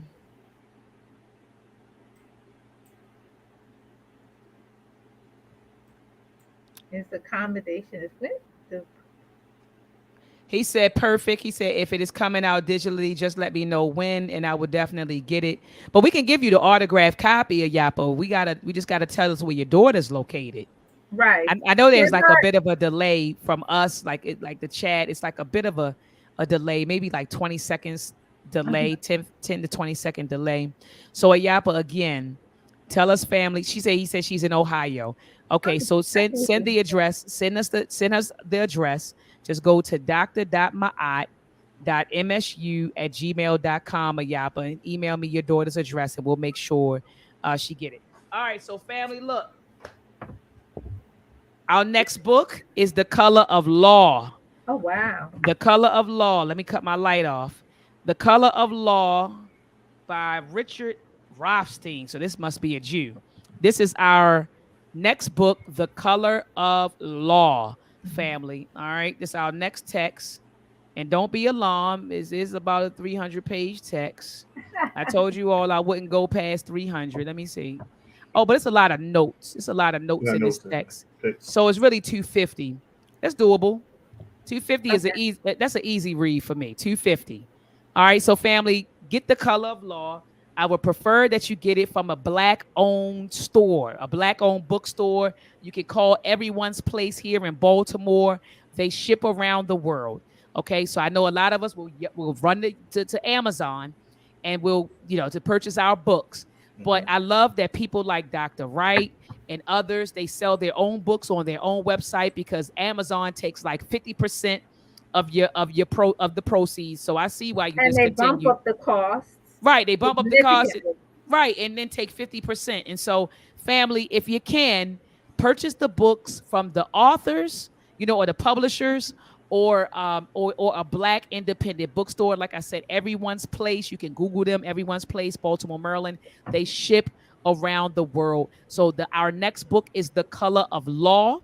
Okay, The Color of Law. Get your book and read chapter. Let me see. I don't want to say read chapter 1. It may be an introduction first. Hold on. Let me look at the. Yep. Read. We're gonna read the preface. Read the preface in chapter 1. The preface is only. Oh no, the preface. I don't know, brother T. That's a discussion in itself. So read the preface, family, when you get it, and then we'll go live and start reading chapter 1. Okay, and so we'll be back to talk about this. We'll have our first discussion in about 2 to 3 weeks, family. But go ahead, brother T. Do we have the link for Dr. Wright's book so we can share that with John Griffin? Oh, okay. Yes. Yeah, thank you. Here it is, right here. In there? Okay. I'll put it in the chat. I wanted to say one thing though before we went. Please do. Please do. Go. If you notice, we talked about this a little while ago. We were talking about the international students, and we were talking about ADOS and when we did the African exclusion measure. And I said that in the notes of this section of the book, I scrapped the conventional method of giving notes and I gave you Booker T. Washington's lecture, his speech at the International Conference on the Negro, Mm-hmm. where he speaks to this very issue of the return by those who come here to learn and study, which is what he wanted. Mm-hmm. Um, but the right of return, the obligation to return because of understanding one's sacred mission in serving one's own people. So if you notice at the end of the book where it says notes, that's actually the speech from the International Conference on the Negro. Oh, And that wow. last page speaks to just that very part that actually you and I, Dr. Maad, were speaking about that issue, how yes, you do know some people who do go back to their respective places of origin, but then there are many who don't go back, particularly from the Caribbean, and he's talking about that. If you look on page 142, he says, we want these students to go back home after they get their education, and we want them to prove of service there as a result of, look at me, my glasses are crooked, okay, because I can't see. There as a result of what they have learned. I am perfectly aware of the fact that I am sure many of you are that many of you are that with all of our faults we damn the United States a good deal, but as a rule when a fellow once gets into this country it is pretty hard to get him out. We hope most of you will get out.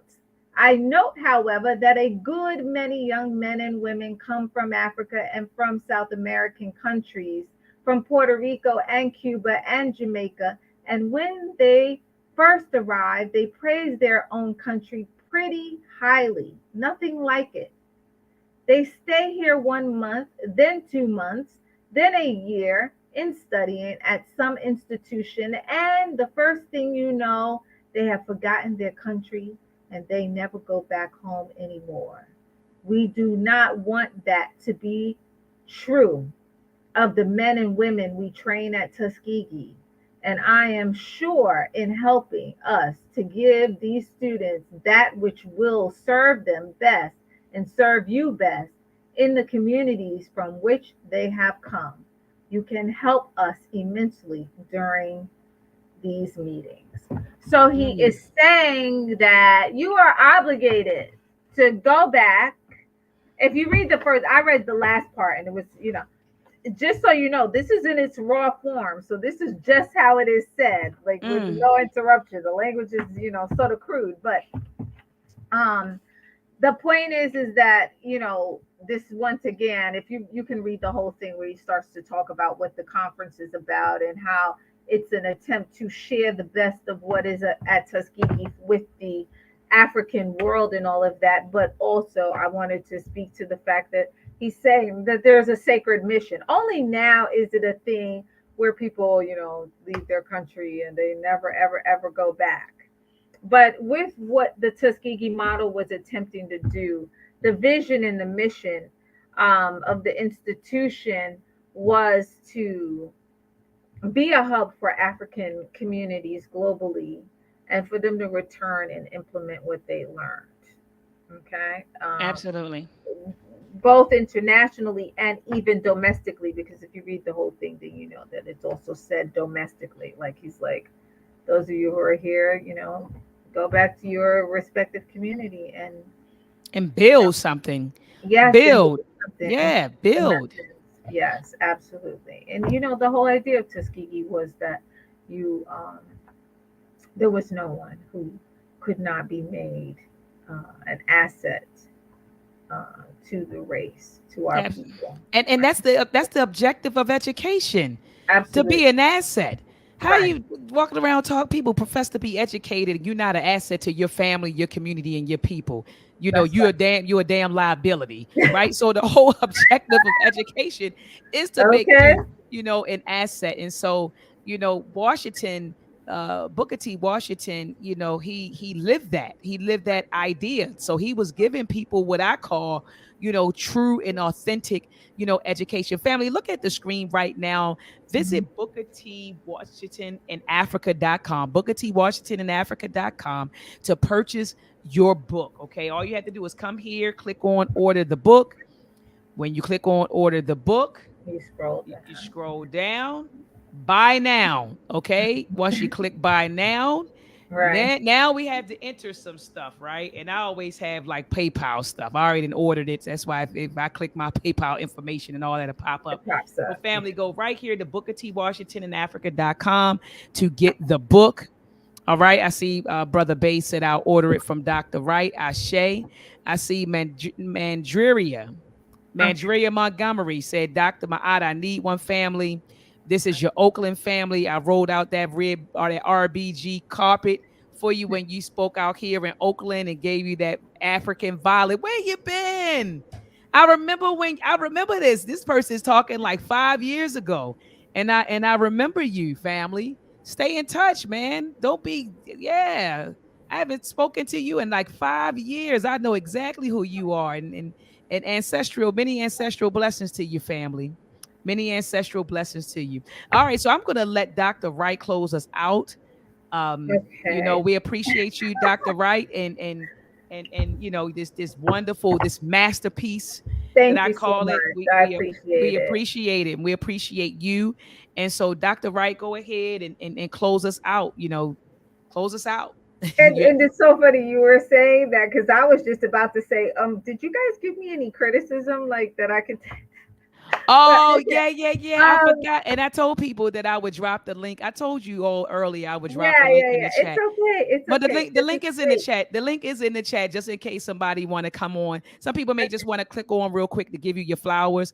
I do want to Okay. log Thank off within the you. next like 10, 15 minutes. But some Okay. people may want to hop Yes. on and just give you your flowers or to make comments about the book. So family, Yes. the chat is it. The link is in the chat. If you Mm-hmm. want to come on and engage, myself, Brother T, Dr. Wright, if you have any questions, concerns, just if you want to give her some feedback, because she's definitely open to that. In fact, she said backstage, she said, look, I want to know your honest, feedback. Is anything that I could have done differently? Is there anything that I could have done more? So you want more? Yeah. So she kind of and Doc, to be honest with you, I read it. I Uh-huh. went through it with a fine comb.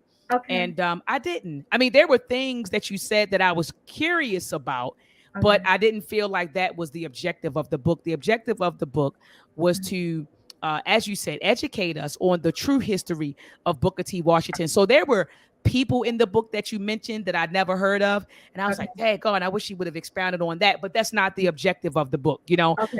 When you talked about the Liberian crisis and that whole conflict between American Liberians or Americo-Liberians and Uh-huh. indigenous Liberians, Uh-huh. just talking about that whole conflict. I wanted to know more about that. But Okay. again, that wasn't the objective of the book. So Right. the Right. things that I wanted to know about, I Uh-huh. was like, no, that was beyond the, the scope of the book. You All set right. out Okay. to show and prove and Mhm. to define and to show and prove Booker T. Washington as a Pan Africanist, and that's what you did, and that's what you Thank you. accomplished. Thank So you. it's nothing Thank you. else. It's nothing that I would want to add or any type of criticism that I have about it, other than that it's a phenomenal read, and Okay. I thank you for changing my perception on who Thank, Booker T. Washington is. And so, family, thank the you for link, the link, adopting the book. the link is in the chat, family. If you want to come on and say a few words. The link is in the chat. I see So did you? Abjuware is in the building. Peace to Abjuware. That's brother Bobby West, Bobby Banger. Why he talking about he banging now? He said he don't want. See, he told me, he said I don't want to be called uncle no more. He said y'all doing too much over there in that Afrocentric community. He said just call me Bobby Banger, Bobby West. So he and now Wow. peace to brother Unc. I see he's in the building, and so Okay. family, the link is in the chat. So go ahead, Dr. Wright, close us out. I don't think anyone's coming in. If someone comes in, then I'll go ahead and add them to the screen. But go ahead and close us out, Well, thank you so much, Dr. Wright. everyone. And Dr. Mott, all I can say is thank you and thank you, Brother T, for adopting the book and making it part of the Read Book Club. I appreciate your feedback. I appreciate your dedication to this because you're right. This is something rare where, for me, and I guess in general, where we get to have a dialogue, even though it's something I've wanted to do. So it's almost like, a people's review of the book, a read and review of the book. For me, that's what really it is for me, So I appreciate you both and hopefully it opens people's eyes. And what I generally tell people who have purchased the book, what I tell them to do is when they read the book and when they've exhausted the book, if they don't mind, pass the book on so that you can share it with someone else. Okay. Absolutely. So those are your closing words, Doc. That's it.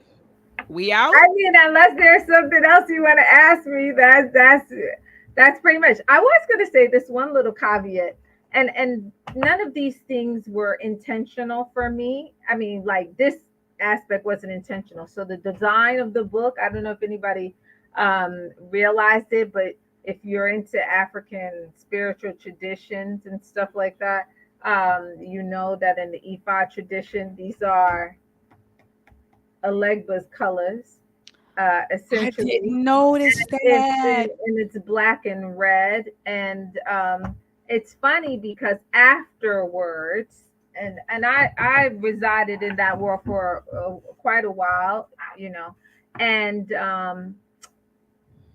you know who is Alegba? Who is Eshu? He wears the mask, and yeah, he can appear as a young man, as the old man. He is not what he seems to be. And I was like, wow, that's so funny because this ancestor definitely had Alegba energy in the sense that he was a master of the mask. He wore the mask. So, I always see history, the retelling of history is sacred work, sacred mission, particularly when it's focused on a specific person and retelling, and you're providing a corrective of something, So I just wanted to point that out, like a little symbolism behind the book, because that's hot, Doc. I didn't notice it. I didn't notice. Yeah, right. It's after the fact that I was like, oh, it is so funny. Those are Alegba's colors. But I mean, who would be more of an Alegba than Booker T. Washington. Booker T. Washington. You understand? He's the trickster. He's the, you don't ever see his face, right? Yeah. So so I see anyway. I see a Yapo's in the building. A Yapo, you have the floor, brother. Well, peace to all of you, and thank you for having me on. And I just want to say thank you, Doctor, for writing the book, and Dr. Maat, just the whole panel. I've been watching these, and actually, Dr. Maat, what you were saying about like the shade tree mechanics, the people who come on social media and put themselves out as experts and gurus and so on, and having the slightest idea what they're talking about. And until now, I had that same view that a lot of people had about Booker T. Washington, because I was listening to all these shade tree mechanics. Well, thank you for joining us and committing to learning something I have a different. deeper understanding about it, and this also prompted me and read that. Thank you so much for the book. Thank you so much for this series. And I look forward to getting my book. Thank you. Like I said, I'm in Costa Rica, and but I can get things to my daughter, so I just really appreciate it. And thank you so much. Well, brother, we appreciate you tuning in. Yeah, thank you, brother, for tuning in, and sharing your thoughts, about the work. So appreciate that, brother. Appreciate it. Anybody else coming in, family? Anybody else coming in? Anybody else coming in?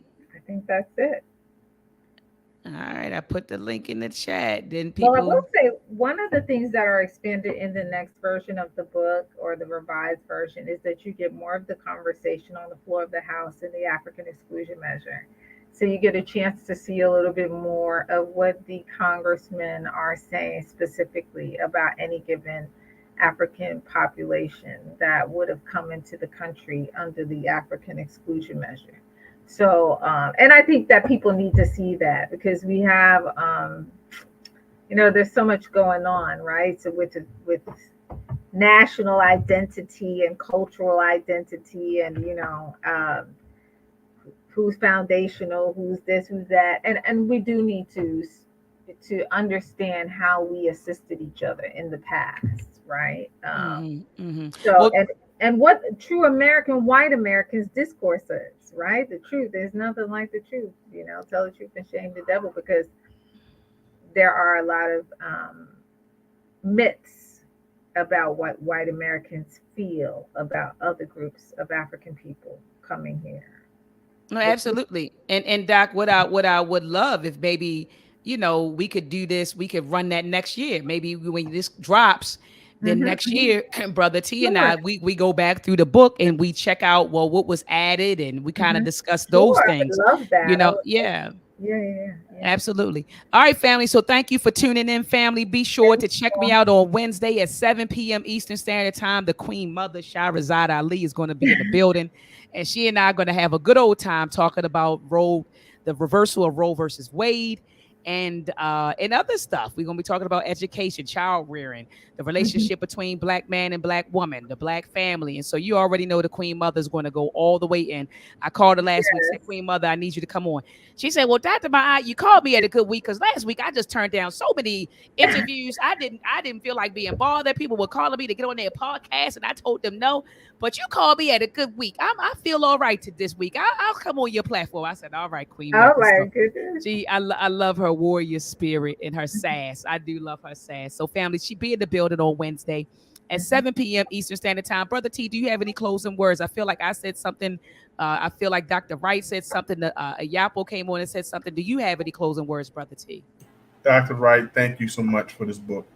Thank Uh, you. I appreciate you so much by this your spirit of making it plain, making Thank it plain for us, making it. Uh, this right here. This book was definitely written with the mind that I'm going to prove a point and I'm you. going to make it clear. And Okay. thank you for reading 4,500 pages and Right. putting it in this manual. It's very Yes. important. So I thank you so much. Thank you. Thank you. You're right. Absolutely. Woo. So we thank you, Yeah. Dr. Wright. Family, we'll see you. Well, I'll see you on Wednesday. If you don't tune in on Wednesday, have a black-tastic week.